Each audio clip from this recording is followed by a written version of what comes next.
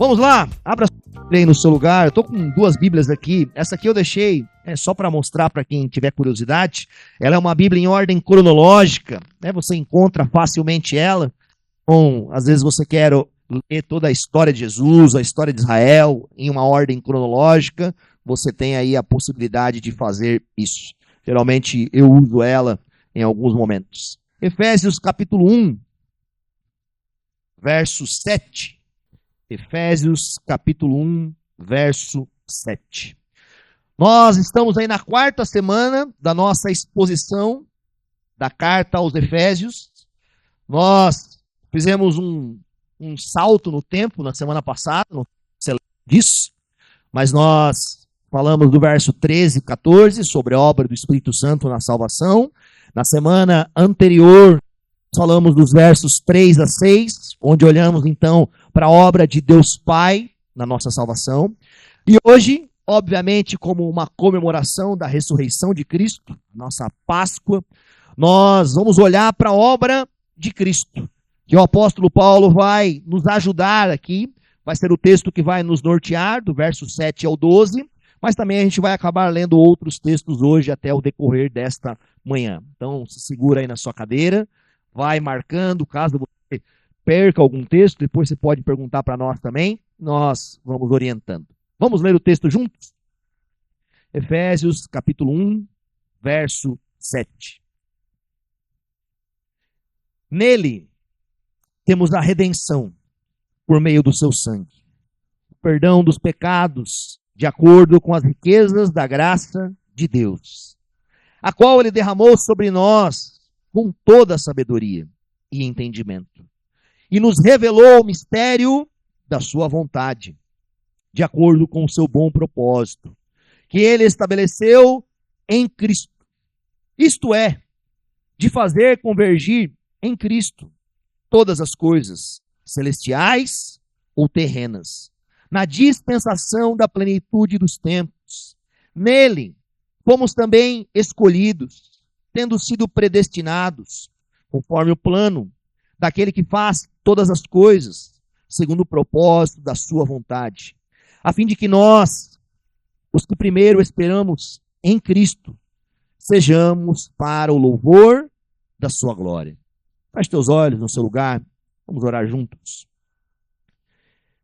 Jesus, nós louvamos e agradecemos pela tua obra perfeita, pelo teu amor incondicional, livre, que nos abençoa, que nos redime, que nos perdoa, que nos restaura, que nos traz esperança e que nos dá as promessas de que um dia viveremos com o Senhor.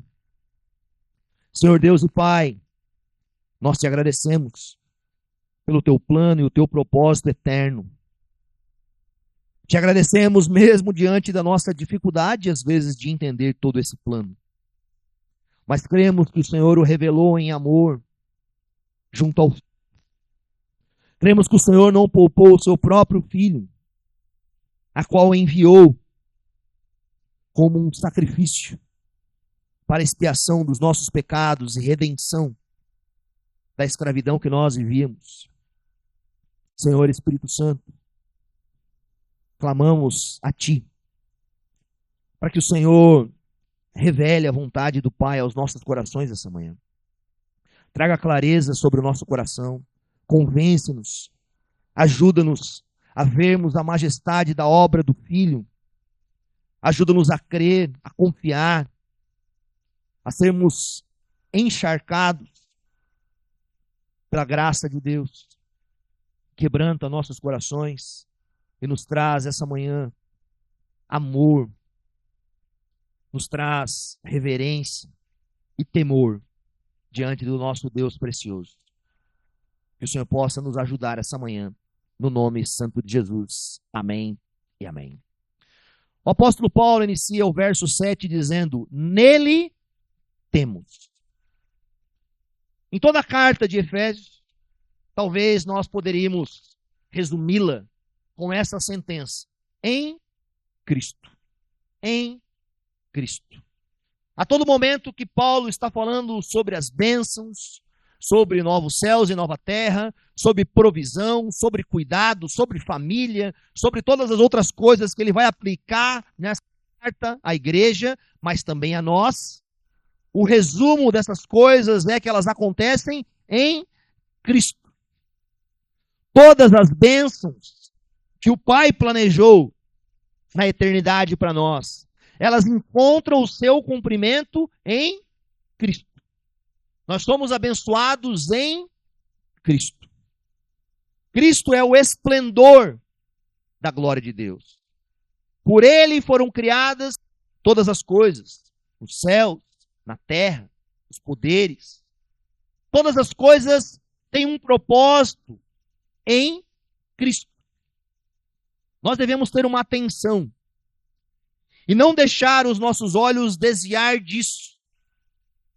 Nós, que vivemos numa sociedade muito humanista, tendenciamos a olhar essas coisas como algo apenas em nós. Por vezes nós interpretamos a obra de Deus, passado, presente e futuro, num sentido equivocado, em um olhar equivocado. Às vezes nós interpretamos a obra de Deus em nós. E nós conversamos um pouco sobre isso semana passada, onde eu fiz uma breve introdução do que nós falaríamos. Há um reflexo da salvação, da obra de Cristo, que transcende a nós, que vai além da nossa existência, da nossa humanidade, de nós que por vezes nos achamos a última bolacha do pacote. Existe uma ação divina em Cristo. E o apóstolo Paulo está repetindo isso diversas vezes. Nele temos, nele, no Filho de Deus, no Messias enviado, naquele pelo qual o propósito eterno de Deus, como nós vimos lá no verso 4, já havia sido planejado antes da criação do mundo. O Pai, o Filho e o Espírito já haviam planejado o meio pelo qual, em Cristo, todas as coisas iriam encontrar o seu cumprimento e propósito. Nele temos. Se você olhar um pouquinho antes, no verso 6, no final dele, vai dizer: para o louvor da sua gloriosa graça, a qual nos deu gratuitamente no amado. No amado. O plano de Deus era nesse amado, nesse precioso, nesse grandioso, que está com Deus desde a eternidade, a qual o plano de Deus foi já parcialmente realizado, mas nós veremos que ainda há um cumprimento totalitário do que o Senhor tem almejado para constituir em Cristo. E aqui nós vamos ver alguns elementos do que acontece conosco, Cristo. Cristo, ele se tornou carne e veio habitar entre nós. O Verbo se fez carne. O Deus glorioso, que criou os céus e terra, que colocou todas as coisas em ordem, que criou o cosmos, que criou os planetas, o Deus que planejou todas as coisas, em um momento em específico, ele adentra a nossa humanidade, se identificando conosco. Eu não sei como isso é para você, mas para mim, isso é uma loucura. Imagina os anjos no céu, os celestes, que foram também criados e adoram sem cessar a Jesus. Imagina eles olhando essa realidade do Deus eterno, transcendente, adentrando a humanidade caída. Ao ponto de João iniciar a sua epístola, 1 João, dizendo: aquele que nós vimos, tocamos.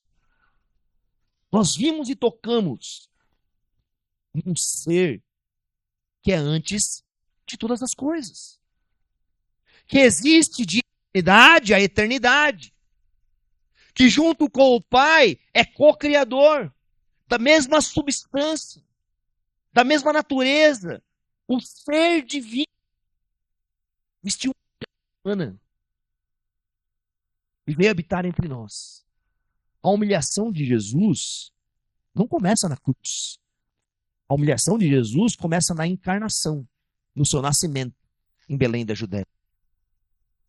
Aquele que cuidava das estrelas em suas mãos, teve que ser cuidado por uma mãe.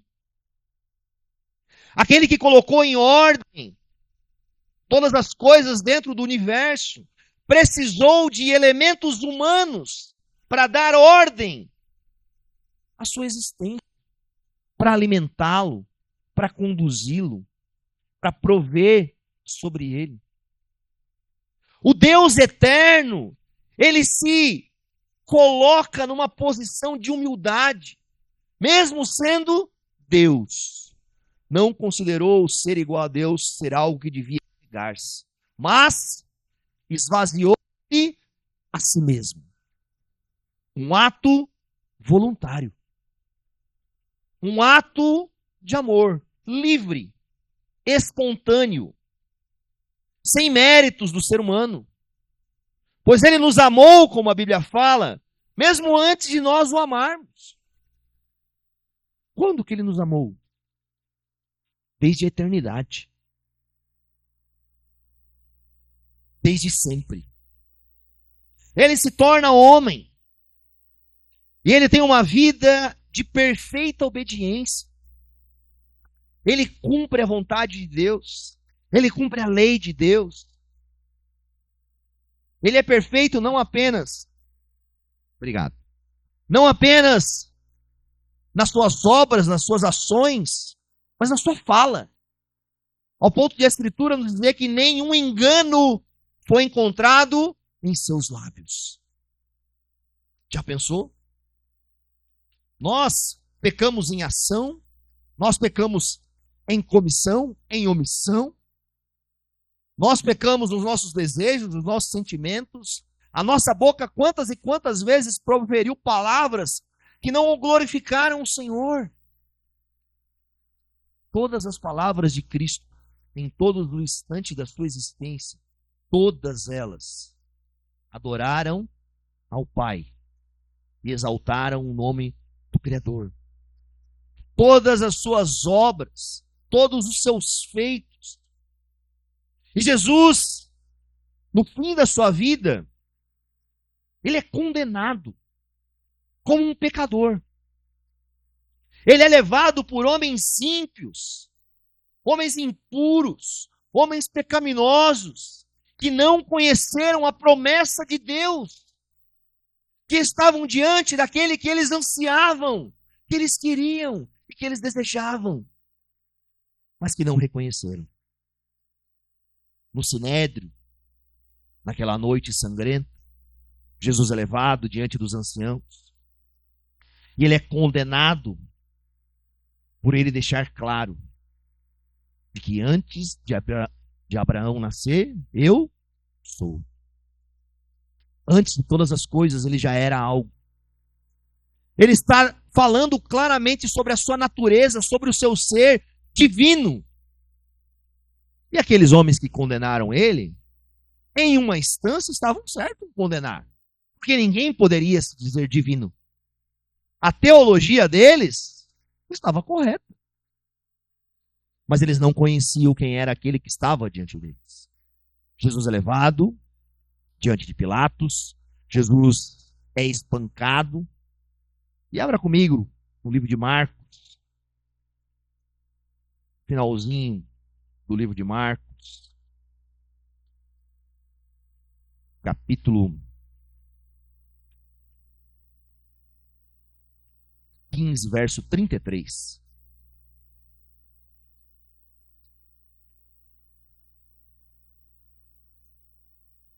Depois de ser condenado, depois de ser flagelado por soldados romanos especialistas em espancamento, em morte, em sacrifícios, Homens que eram treinados, aliás, o exército romano, na história dos exércitos, é o primeiro exército profissional.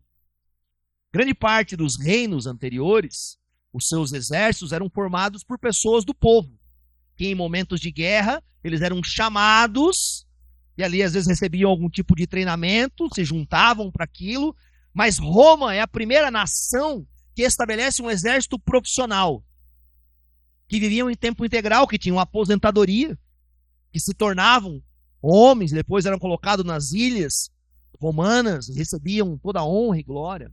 Esses homens eram treinados para a morte. Eles conduziram Jesus durante a crucificação, e lá estava Jesus nos seus últimos momentos de vida. Verso 33, capítulo 15. E houve trevas sobre toda a terra. No meio-dia, às 3 horas da tarde. Por volta das 3 horas da tarde, Jesus bradou em alta voz: Elohi, Elohi, lama sabachthani. Que significa: meu Deus, por que me abandonaste? Quando alguns dos que estavam presentes ouviram isso, disseram: ouçam, ele está chamando Elias. Um deles correu, embebeu uma esponja em vinagre, colocou na ponta de uma vara e deu a Jesus para beber. E disse: deixem-no, vejamos se Elias vem tirá-lo daí. Mas Jesus, com um alto brado, expirou. E o véu do santuário rasgou-se em duas partes, de alto a baixo.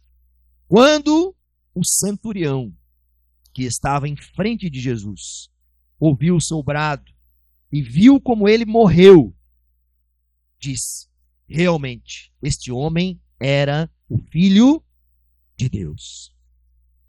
O apóstolo Paulo está dizendo que a obra de Cristo, da nossa salvação, aconteceu mediante uma redenção. E essa redenção, especificamente, aconteceu de que forma? Por um pagamento.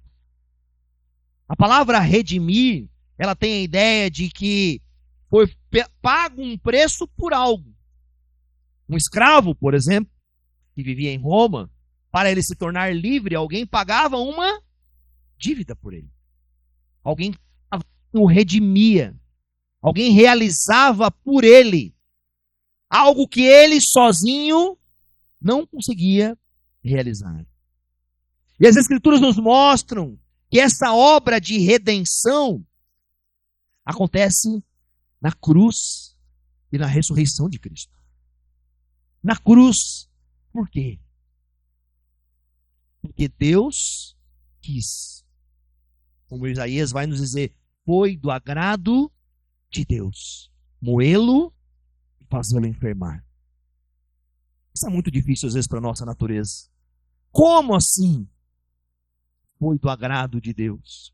Jesus mesmo disse: eu vim para fazer a vontade daquele que me enviou, e a vontade daquele que me enviou é que eu desse minha vida em resgate de muitos. E aqui nós temos um exemplo de como foi esses últimos momentos. Houve trevas, houve escuridão. A criação virou o seu rosto. Jesus está lá, sozinho. João, ali do lado, a mãe dele, a maioria dos discípulos desapareceu. Eles não entendiam. Eles não entendiam o que era necessário para a salvação deles, para a redenção deles. Eles tinham ainda aspectos humanos caídos.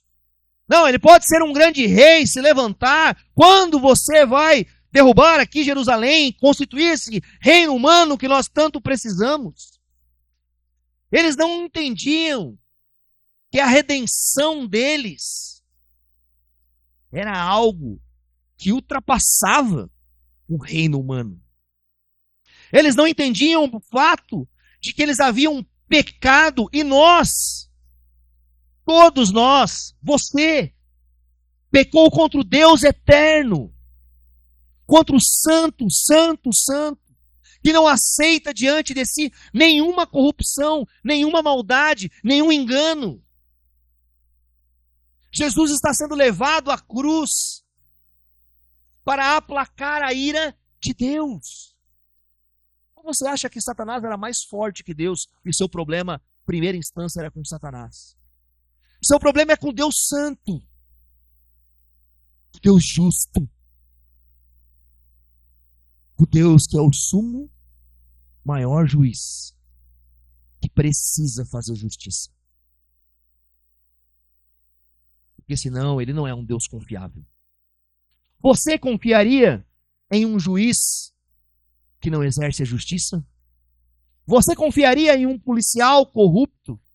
Em um governante corrupto que foi designado, que foi vocacionado para algo, mas faz o contrário daquilo que ele foi designado? Mas por que nós queremos que Deus seja diferente? Deus é justo. E ele havia dito: todo aquele que pecar morrerá. O castigo do pecado é a morte. Deus, na criação, havia feito um pacto de obras com o homem. Que o homem não deveria comer de algo que não pertencia a ele. Que o homem não deveria tomar para si e se voltar contra o Senhor. Porque no dia que você comer, certamente você morrerá. Após a queda de Adão e Eva, o que Deus faz? Deus sacrifica um animal. Veste-os com as peles daquele animal. Como que você acha que foi esse sacrifício lá no Éden? Teve sangue. O sangue era necessário. Deus demonstrou e começou a apontar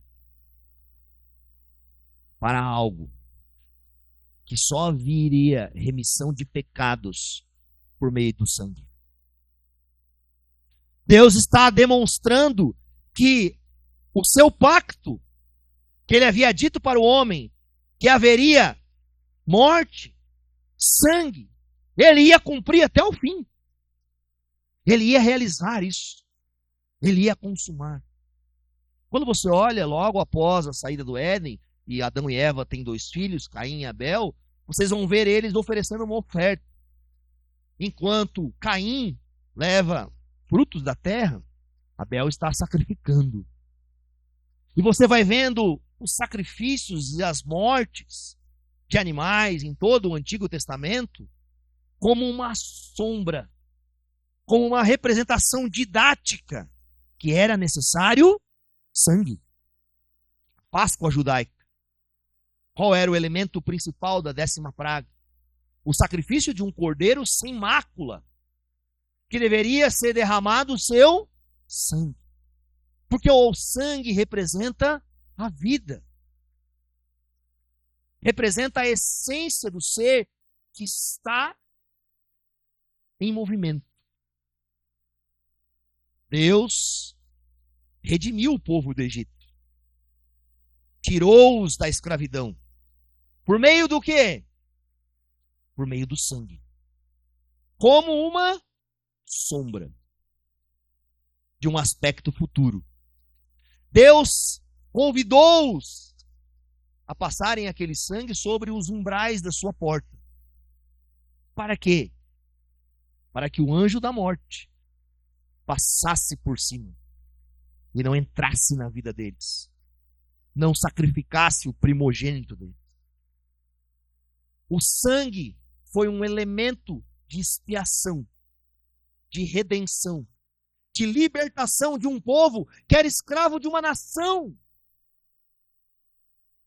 Mas o povo não era só escravo daquela nação. O povo havia se corrompido e faziam as mesmas coisas que aquela nação. É só você ler o caminho de Êxodo, de Números. Quantas e quantas vezes o povo volta-se à idolatria. Moisés sumiu um pouquinho, vamos fazer um bezerro de ouro.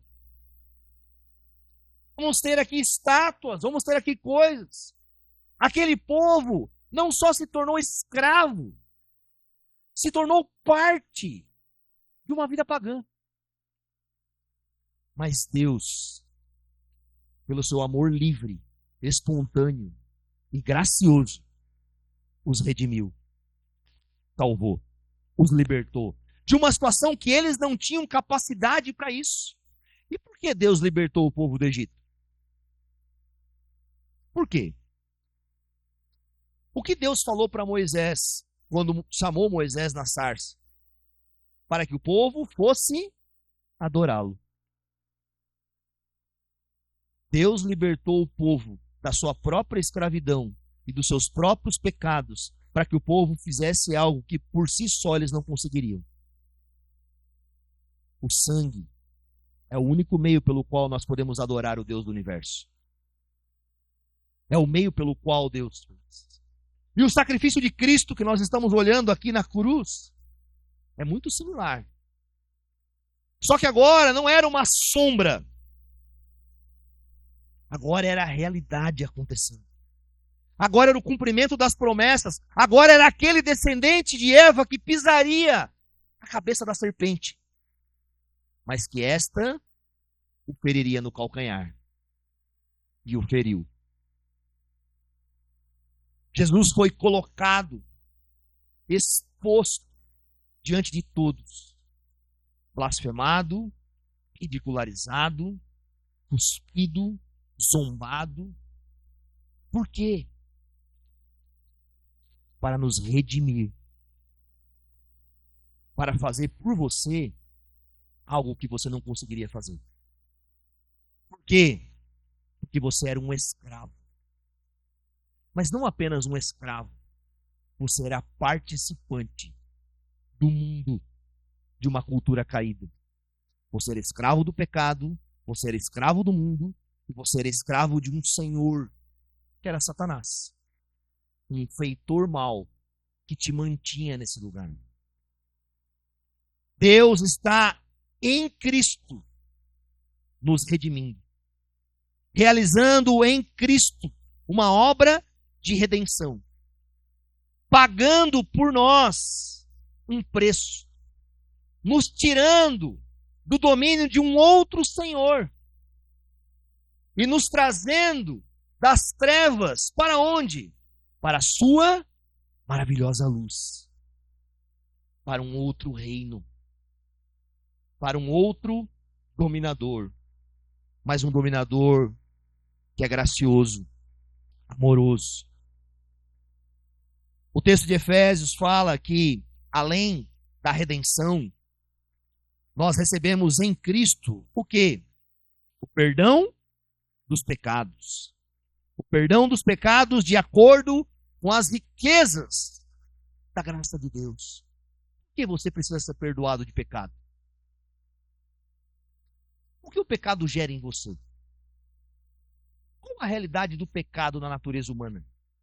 Você já parou para refletir sobre isso? O que o pecado fez, deturpou na criação de Deus? Em primeira instância, o que o pecado faz conosco? O pecado nos afasta do Criador. O pecado é uma barreira entre o nosso relacionamento e o relacionamento com o Deus eterno. Lembra de Gênesis? Quando Adão e Eva caem, qual é o primeiro elemento deles? Eles se escondem do Senhor. Por quê? Porque um homem dominado pelo pecado, não lavado pelo sangue de Jesus, será consumido pela santidade do Senhor. Mas a gente perde isso de vista. Os profetas, os homens que tiveram revelação e entraram nos céus e viram o Senhor, qual era a reação deles diante do Senhor? Ai de mim, que sou um homem de lábios impuros. Porque os homens que tiveram revelação de anjos caíam no chão. Os anjos que traziam ali um reflexo dessa santidade do Senhor de forma menor escalonada. Levavam os homens a um temor. O homem, sem a purificação, ele será consumido diante do Senhor. O perdão dos pecados, em primeira instância, faz o que conosco? Nos traz paz com Deus. O que é paz? Paz é a ausência de guerra. É uma restituição de relacionamento. É restabelecer um vínculo que estava quebrado. Nós antes éramos o quê? Inimigos do Senhor. Eu sei que talvez isso ofende um pouco a muitos, mas nós estávamos debaixo da ira de Deus. Nós éramos o destino da ira de Deus, do cálice amargo, a qual Jesus bebeu.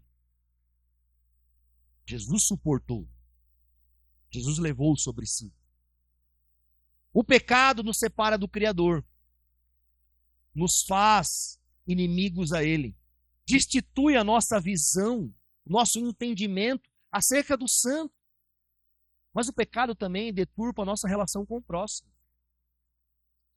Nós temos problemas relacionais. Temos problemas com as pessoas que nós mais amamos, com nossos pais, com os nossos filhos, com esposa, esposo, irmão, irmã. A relação do pecado deturpou a relação entre os seres criados. Adão e Eva, da mesma forma, se esconderam um do outro. Ficaram com vergonha. O pecado mancha a nossa humanidade. Desestabiliza, desumaniza aquilo que nós somos criados para ser. O pecado, além disso, mancha o entendimento de nós mesmos. Com todo respeito, mas você não conhece a si mesmo direito. Você não conhece. Você vive em lutas intermináveis com a sua própria existência. Um dia você está bem, outro dia você está mal, um dia você está triste, outro dia você está alegre. Você não consegue nem cuidar do seu sistema digestivo. Nós não conseguimos enxergar a nós mesmos de forma plena. Você precisa de alguém. Você precisa de um espelho. Você precisa de mediação para conhecer a si mesmo. O pecado deturpou a nossa própria identidade, o nosso próprio caráter, a nossa própria personalidade, o nosso próprio ser. E deturpou de que forma? De forma completa. Não, pastor, mas eu não sou tão mal assim. Mas tu tem um potencial para ser o pior possível. Os teus pensamentos, se nós colocássemos aqui no telão hoje, talvez o que você está pensando agora. Sabe, os teus sentimentos, o seu egoísmo, o seu desejo de convergir as coisas todas para si. Você foi maculado pelo pecado de tal forma que desestabilizou por completo quem você é. E se não fosse a graça de Deus que retém a sua maldade, talvez nós seríamos um bando de serial killers. Ou não. Ou nunca passou pela sua cabeça fazer algo terrível. Eu acredito que você nunca completou, porque a graça de Deus restringiu isso. Mas quando Deus abandona os seres humanos à sua própria vontade, eles são o pior possível. E essa deve ser uma oração nossa, todos os dias. Senhor, não me deixe ser o que eu sou caído. Não me deixe aos meus próprios desejos. Me livra disso, Senhor. Me livra disso. O pecado destituiu o quê? O cosmos, a natureza criada. Na queda, Deus disse a Adão, agora, com o suor do teu rosto. Agora, Eva, para ter filhos, você sentirá dor. Agora, as flores, as árvores, darão espinhos. Porque o homem era um representante, era um mordomo de Deus. E havia recebido da criação uma bênção, uma dádiva de Deus. E por meio do seu pecado, a bênção se transformou também em uma ação de Deus para corrigir o homem. Aquilo que o homem recebeu de benefício foi desarticulado, ao ponto da Bíblia nos dizer que a natureza está gemendo, esperando a manifestação dos filhos de Deus. Por que você acha que a natureza ao nosso redor está em crise? Furacões, vendavalhos, chuvas, todas essas coisas são um resultado da nossa queda, daquilo que deveria ser harmônico e perfeito, mas o pecado destituiu a nossa relação com Deus, a nossa relação com o próximo, a nossa relação com nós mesmos e a nossa relação com a criação, que era uma bênção do Senhor para o seu povo. Mas agora lhe deu espinhos. O perdão de Jesus resolve esse problema. O perdão de Jesus nos reconcilia com Deus, nos traz paz com Ele. O perdão de Jesus, e João vai falar isso em sua epístola, que aquele que não ama o seu irmão a quem vê, pode amar a Deus. O perdão de Jesus nos faz começar a amar as pessoas através de um amor transbordante, que é um reflexo do amor que recebemos na cruz de Cristo. Nós somos constrangidos, porque fomos perdoados de uma dívida gigantesca. E agora o quê? Nós perdoamos os nossos irmãos. Nós restituímos relação. Por meio ao perdão de Cristo, nós recebemos a obra de Deus em nós, que começa a nos ajudar a entender quem nós somos. Aliás, o texto bíblico fala sobre isso. A qual derramou sobre nós com toda a sabedoria e entendimento. O que acontece com o homem na sua conversão? Ele nasce de novo. Deus tira dos seus olhos umas escamas, como Paulo. E ele começa a enxergar a vida com outros olhos. Eu não sei você, mas eu tenho para mim isso muito claro. Como eu enxergava as coisas e como eu tinha um mau entendimento e uma falta de sabedoria quando eu era um homem caído. Eu não estou dizendo que eu sou perfeito, ok? Mas eu estou dizendo que a graça de Deus em Cristo nos dá sabedoria e entendimento, não apenas para a era futura, mas para hoje. Nos faz ver a natureza de forma diferente. Nos faz pensar nos outros seres humanos de forma diferente. Começa a restabelecer, já no tempo presente em nós, algo que estava totalmente maculado. E isso acontece como? Por meio do perdão. O perdão, quando a gente olha para o Antigo Testamento, o dia da expiação, que era sacrificado o cordeiro, e aí então tinha um bode que levava embora. Na cruz de Cristo, quando Jesus bradou, está consumado, e nós depositamos a nossa fé na obra dele, Deus, pela fé, nos justifica, nos perdoa, leva embora a nossa dívida. Leva embora. Tira de nós. Tira de nós a mancha, a mácula. Mas não só isso. Tira de nós a condenação. É o Cordeiro que tira o pecado do mundo. E o Evangelho é uma loucura. Por quê? Porque tira o pecado daquele que crê de forma completa. Ele nos justificou. É uma obra realizada. E por isso que nos constrange. Porque nós continuamos pecadores. Mas pecadores e justificados ao mesmo tempo. Continuamos lutando contra a nossa carne, mas quando nós nos ajoelhamos e quando nós lemos a palavra, nós nos constrangemos, porque Ele levou embora.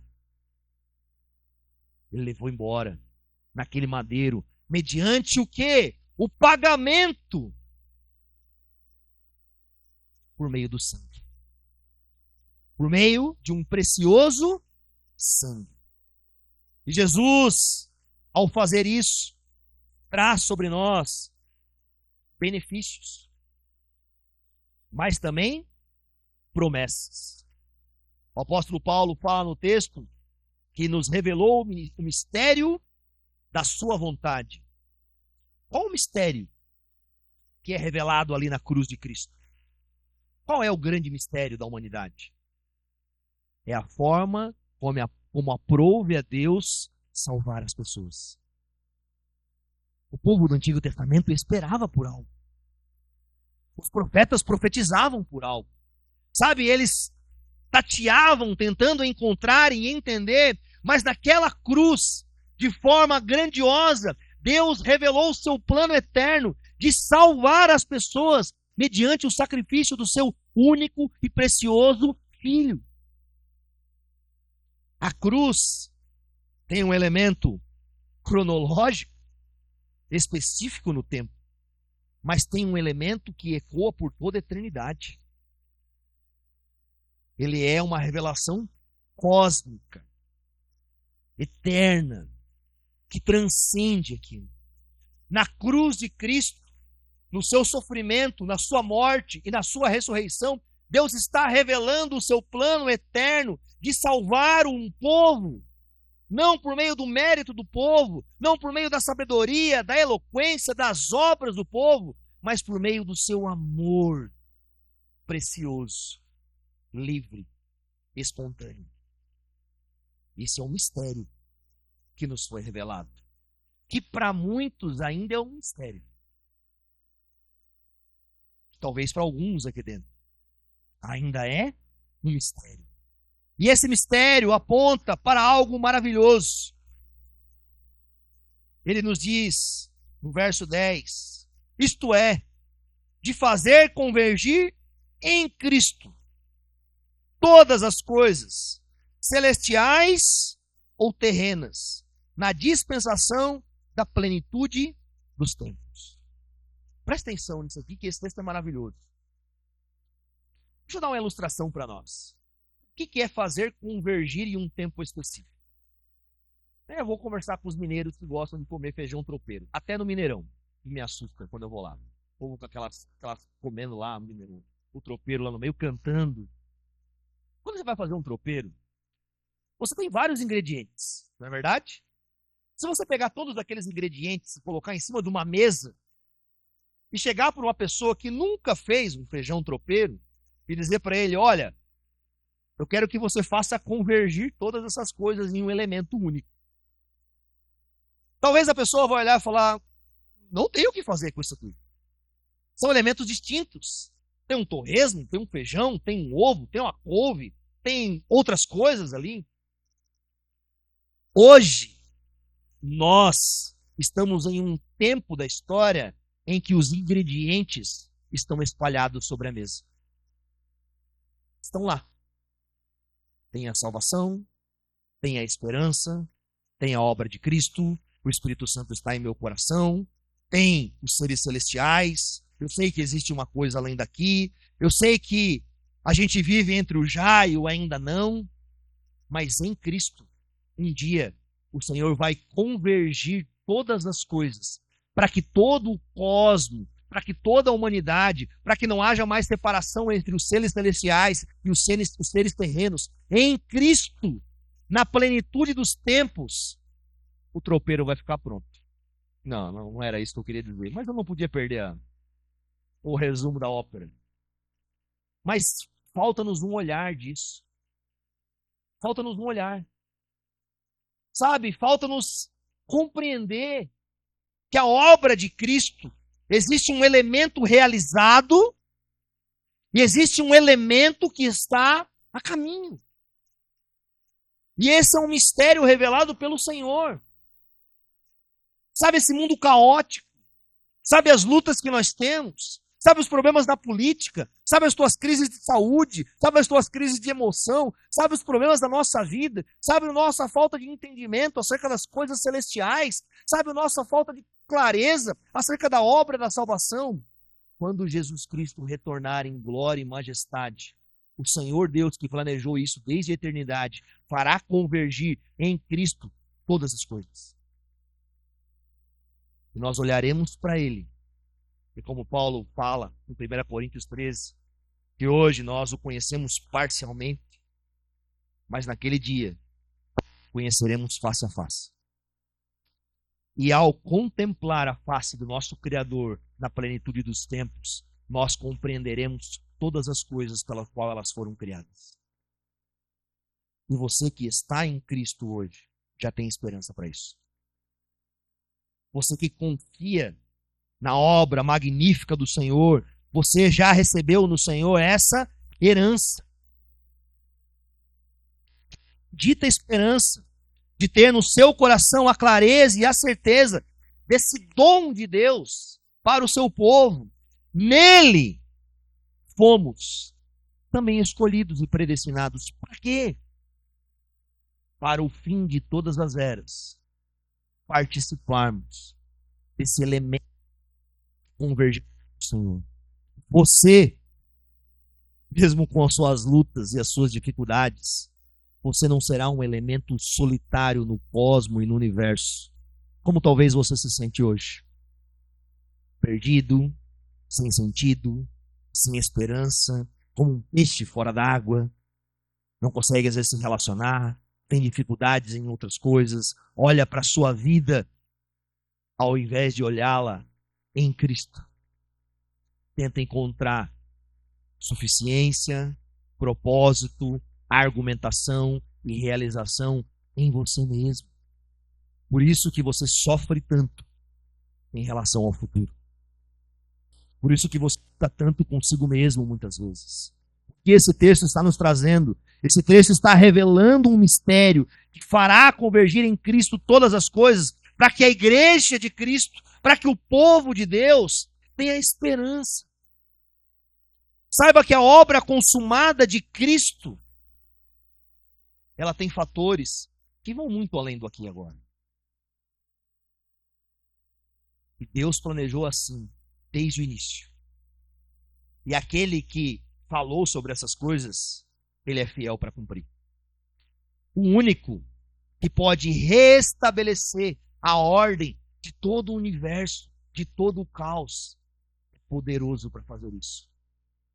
E quando a gente olha para a criação, ela tinha um propósito, ela tinha um sentido, ela tinha um plano. E a obra da consumação é restaurar o propósito que sempre foi o plano A do Senhor. Nós estamos no meio do caminho. No meio do caminho, nós enxergamos como um reflexo obscuro no espelho. Nós lutamos com isso.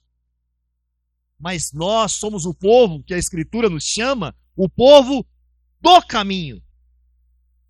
Que já tem esperança, que já tem certeza, que já ouviu o brado de vitória do nosso rei conquistador, dizendo: por mim, por você e para todos aqueles que nele crê, está consumado. Não há mais condenação para os que estão em Cristo Jesus. Há uma esperança de vida eterna que acompanha o coração daqueles que creem. E essa esperança, ela encontra o seu ponto fundamental aonde? Na ressurreição de Jesus Cristo. Se Cristo não houvesse ressuscitado, como seria a nossa fé? Se no domingo de Páscoa, na manhã, na madrugada, que aquelas mulheres correram até o túmulo, e algumas pessoas vão dizer que elas erraram o túmulo, e alguns homens vão dizer que roubaram o corpo de Jesus, e outras pessoas vão dizer que não, que Jesus não tinha morrido, ele tinha apenas sofrido alguns traumatismos e ele acordou ali durante a noite, tirou as faixas de si mesmo e abriu uma pedra que devia ser tirada dali no mínimo por 10 homens. Não. Nada disso aconteceu. Jesus venceu a morte.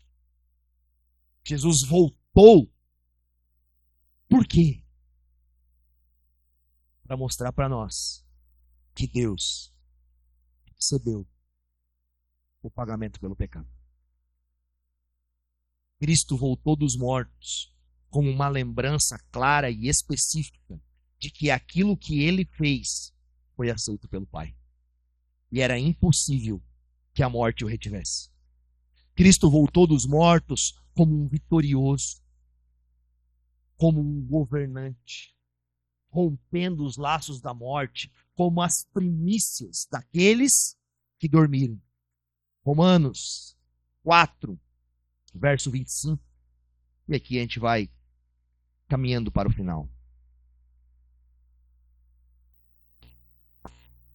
Ele foi entregue à morte por nossos pecados e ressuscitou para a nossa justificação.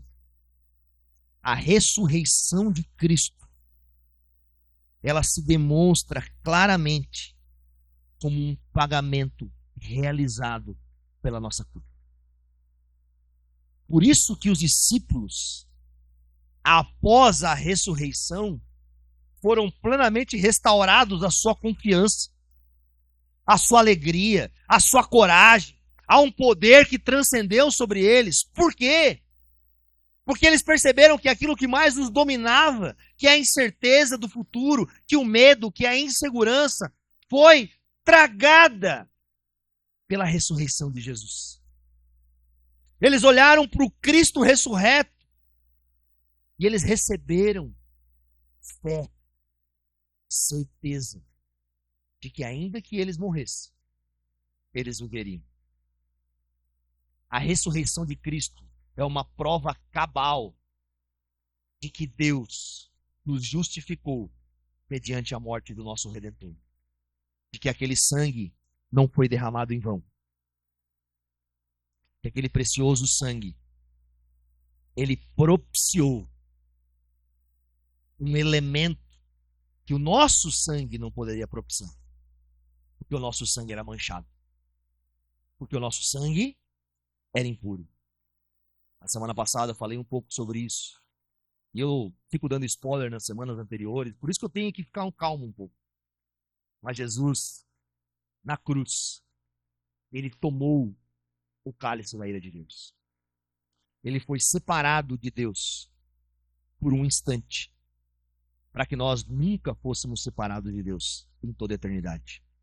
Ele recebeu o castigo daquela ira, que era a justiça de Deus plena, que derramava sobre ele um castigo de separá-lo da graça, da bondade, do amor e de uma vida em comunhão com o seu próprio Pai, para que nós, por meio da fé, olha que loucura, né? Pudéssemos ser unidos ao Pai por toda a eternidade. Deus enviou o seu Filho amado para que eu e você possamos ter acesso a uma vida eterna e não passar pelo castigo. E não é não passar pela morte. A morte todos nós sofreremos, porque é necessário que o nosso corpo seja semeado. Como Paulo vai falar em 1 Coríntios 15, quando ele está falando sobre a ressurreição. Nosso corpo é semeado de forma corruptível. Ele sofre, ele se degenera. Mas nós um dia seremos ressuscitados da mesma forma como o nosso Senhor Jesus ressuscitou. E um corpo glorificado, não sujeito mais à morte, não sujeito mais à corrupção, sujeito mais à dor, não sujeito mais à tristeza, e vivendo de forma perfeita um relacionamento com Deus, um relacionamento com o próximo, um relacionamento consigo mesmo, e um relacionamento harmonioso com todo o cosmos que aguarda pacientemente. Deixa eu falar algo para você. Eu não sei você, mas eu também aguardo por isso. Eu também aguardo pelo bendito dia em que nós veremos o nosso Senhor face a face. E ao contemplá-lo, como falei anteriormente, todas as nossas dúvidas sumirão. Por vermos Ele, veremos a verdade, a vida e entendermos o propósito pelo qual fomos criados. O que o texto de Efésios nos narra hoje é que isso já está disponível, revelado àqueles que creem. Que esse mistério que estava oculto já está claro diante de nós. Que nós não precisamos mais temer.